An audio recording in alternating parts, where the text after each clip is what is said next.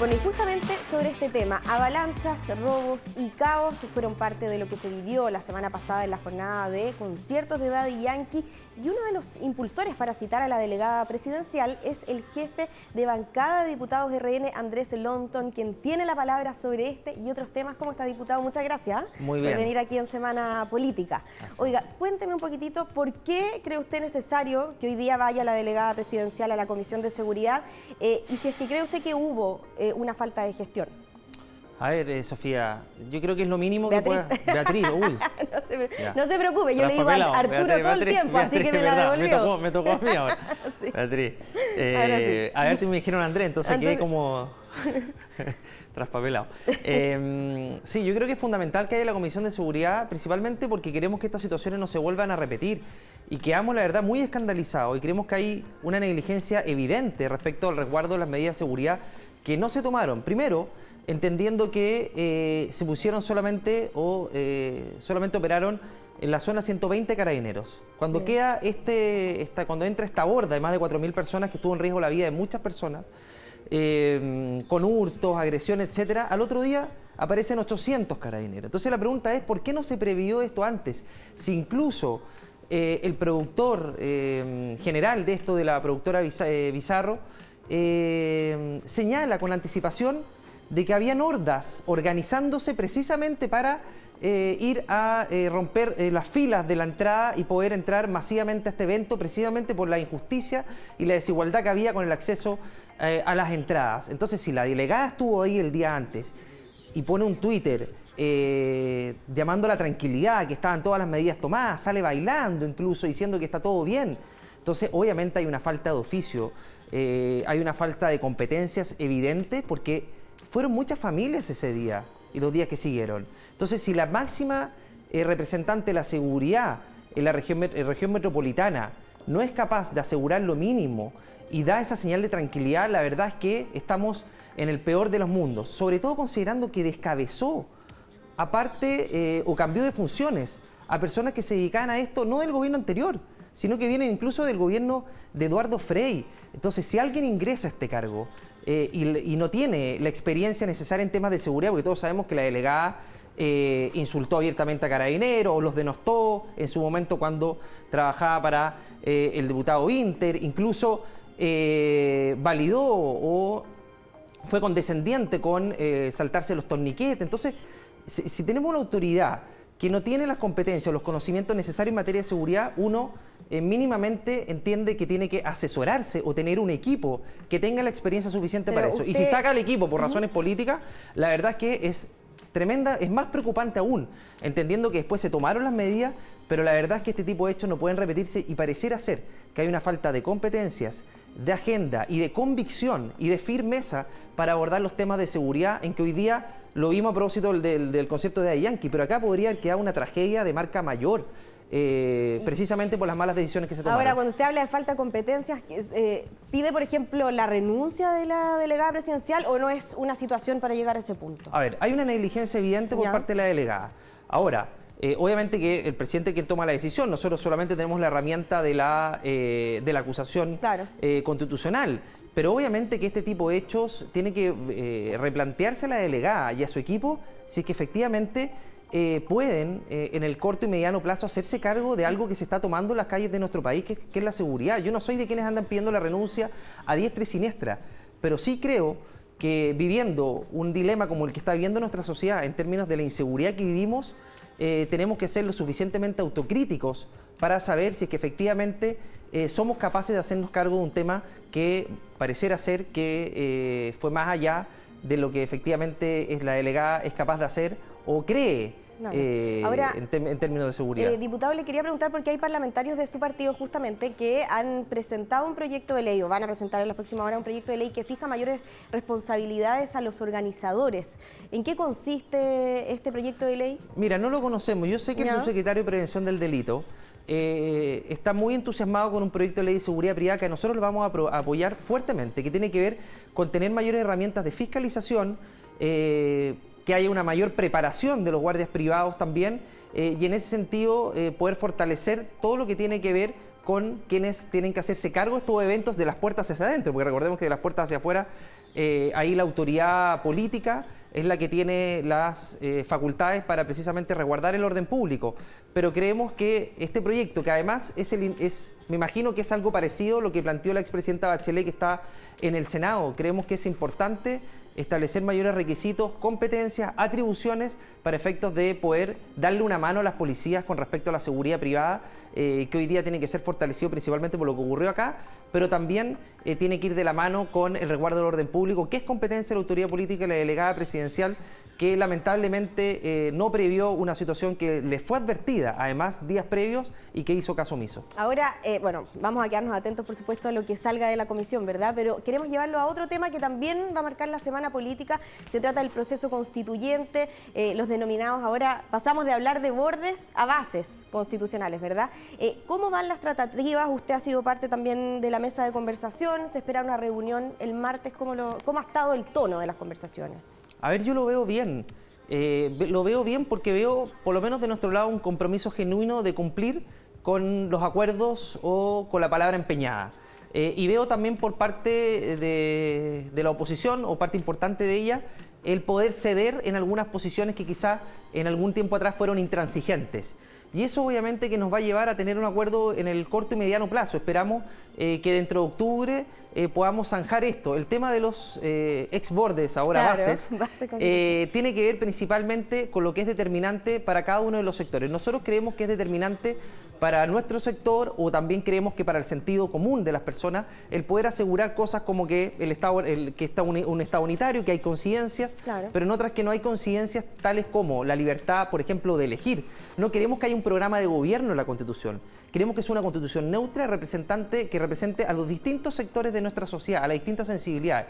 Y para eso creemos que tenemos que asegurar que la familia tenga la libertad para elegir la enseñanza de sus hijos, tenga la libertad para elegir también el sistema de salud que quieren para su familia, y que tengan también la libertad para elegir quién les administra sus fondos de pensiones, y también la propiedad de los mismos y la no expropiabilidad de esto.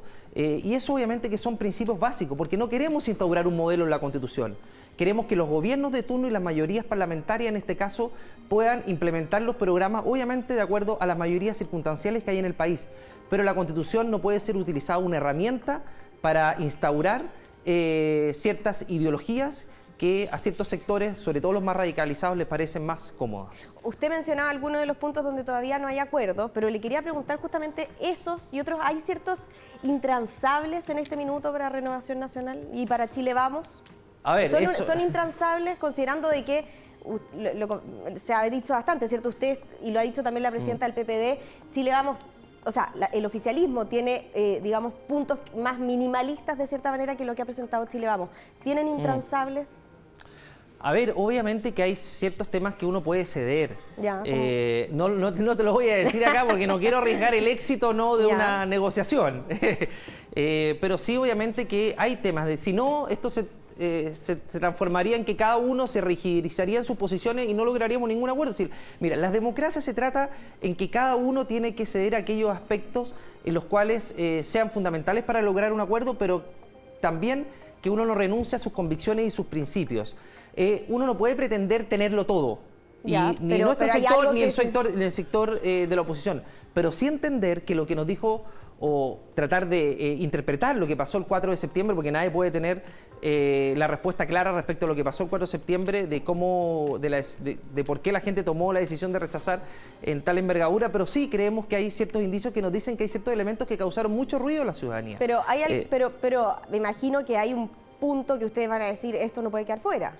Pero ¿Cuál es ese? O sea, hay intransables. A ver, hay ciertos puntos que tenemos en común, el derecho de propiedad, el Estado unitario, el tema de los emblemas nacionales. A ver, yo creo que el tema de la libertad de poder elegir, el no pretender que la Constitución es una herramienta para que los maximalismos ideológicos refundacionales pretendan ponernos en una lógica pétrea, inamovible, y que después los gobiernos de turno en los parlamentos no lo puedan mover. Es lo que pasó a propósito de los fondos de pensiones, que querían instaurar un modelo de seguridad público estatal, donde se iba a perder la heredabilidad de los fondos, donde todo era un fondo común. Nosotros creemos que los trabajadores son dueños de sus fondos de pensión, independientemente de que pueda haber un porcentaje de solidaridad en el futuro, pero creemos que esos son principios básicos. La libertad de las personas para decidir ¿Qué hacen con sus fondos? ¿Dónde ponen, dónde educan a sus hijos?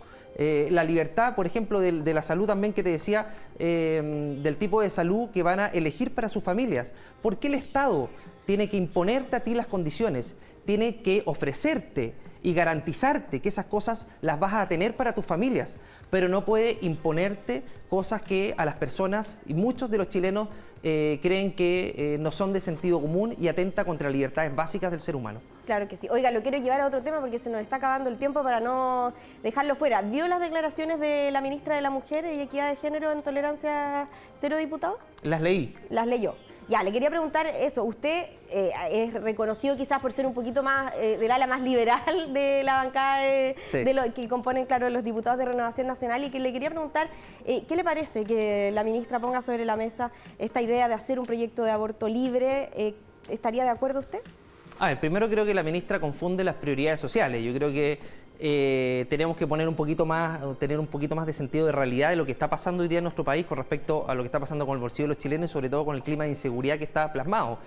A mí me gustaría que la ministra de la Mujer se abocara a la violencia que están viviendo las mujeres, muchas de ellas precisamente producto de violaciones, que ha tenido un incremento gigantesco en nuestro país, y la reparación de esas mujeres que es tan importante, y el acompañamiento y empatizar con ellas. Respecto a el proyecto de aborto, a ver, ¿Usted estaría de acuerdo, por ejemplo, yo no estaría de acuerdo sí, en un aborto completamente libre. Sí estoy de acuerdo con las 3 causales.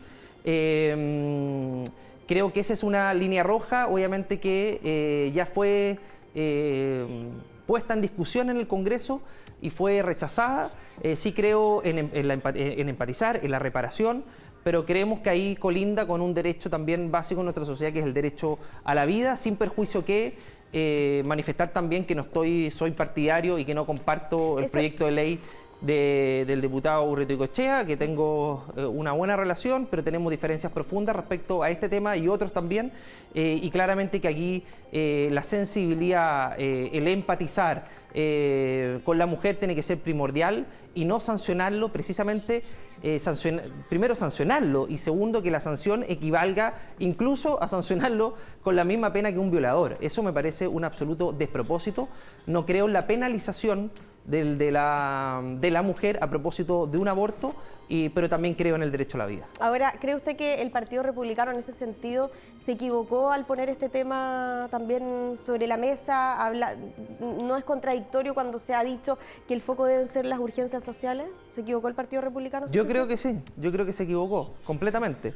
Porque el Partido Republicano constantemente está bien, habla de las urgencias sociales, pero aborda un tema que ya está superado desde el punto de vista de su regulación y desvía el tema en un tema que además es polémico, que nos divide como sociedad, y lo que tenemos que apuntar es precisamente aquellas cosas que nos unen y que hoy día creemos que son prioridad para nuestro país. Así lo muestran los sondeos de opinión, y además no solamente los sondeos de opinión, la victimización que vemos a diario, donde se ha normalizado la violencia inusitada, donde tenemos una tasa de homicidios altísimo, donde las familias viven prácticamente bien aterradas dentro de sus casas, ni siquiera viven seguras dentro de sus casas, y donde lamentablemente hemos visto una falta de agenda evidente por parte del gobierno, sobre todo en materia legislativa en el Congreso. Le quería preguntar algo. ¿Usted cree que si se pone este proyecto luego podría enredar los diálogos constituyentes? Y esto ya para cerrar, pero ya estamos contra el tiempo. No, yo creo que no tiene nada que ver. A ver, es parte de la agenda más ideológica, identitaria, de simbolismos que el gobierno quiere poner sobre la mesa para desviarnos de los focos y las urgencias sociales principales para que esto se coma la agenda. Y yo le digo al gobierno una cosa muy clara: por favor, pongamos el foco en la seguridad, no solamente a través del incremento de la ley de presupuesto, que me parece positivo, pero de señales concretas a la ciudadanía, que se está atacando con firmeza el flagelo de la delincuencia, la protección a nuestras policías, señales claras contra el crimen organizado y el narcotráfico, la inmigración irregular en el norte. Tiene que haber una medidas claras y una agenda legislativa contundente respecto a aquello, y nosotros vamos a ser los primeros colaboradores. Le entregamos 100 medidas a la ministra Toá, muchas de ellas yo creo que este gobierno va a compartir. Bueno, le decimos, miren, nosotros tenemos la plena disposición. Aquí las víctimas no tienen color político. Por favor, el énfasis pongámoslo en los temas que la ciudadanía hoy día más le complejiza. Perfecto. Y eso tiene que ver con proteger la vida de sus familias. Diputado, le queremos agradecer por estar con nosotros aquí en Semana Política. Muchas gracias. Muchas gracias a ti.